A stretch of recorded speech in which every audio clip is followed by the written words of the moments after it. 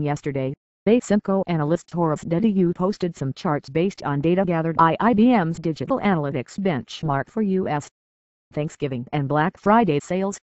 However, there's one chart that stands out above the rest, and it's this one that shows the data broken down into individual platforms.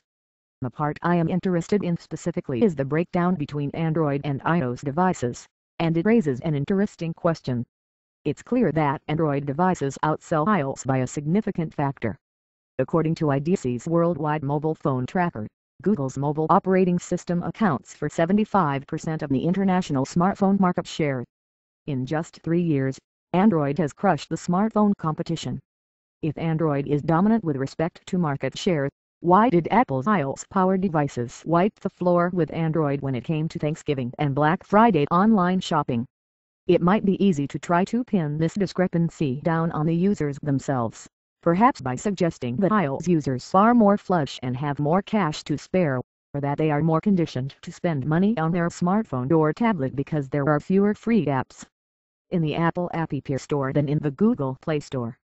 To be honest, I don't believe that the difference is down to the customers, and even Dediu dismisses this suggestion. I'm not satisfied with the explanation that Android users are demographically different, writes Dediu, because the Android user pool is now so vast and because the most popular devices are not exactly cheap. So if it's not the users, what is it? Dediu's not sure, but that doesn't stop him pointing fingers at where he thinks the problem lies. There is something else at play.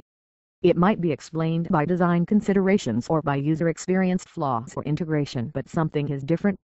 I think Dediu onto something here, but I think he's overthinking the problem. I think it comes down to one rather simple but key difference between the two platforms. iOS is easier to use than Android. Or, flipping that around, Android is too hard for the average user to figure out. Let's face it, from the outside there's little to separate one black rectangle from another other than screen size. What separates them from each other is not how they look, but how they work.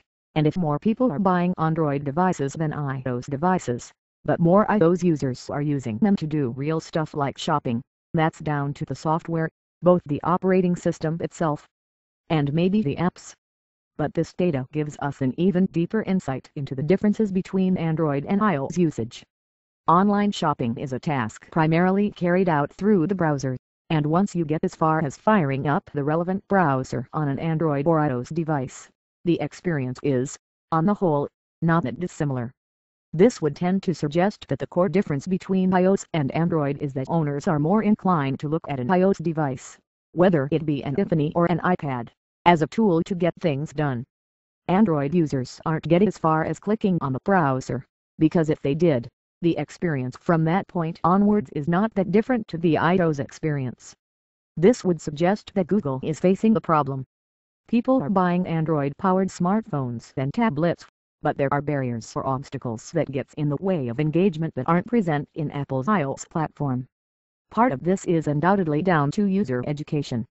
Apple has spent a lot of time and money creating commercials that show its products being used to solve real-world problems. As short and as simple as these ads may be, they give owners, and potential owners, an idea of what the iPhone or iPad can do.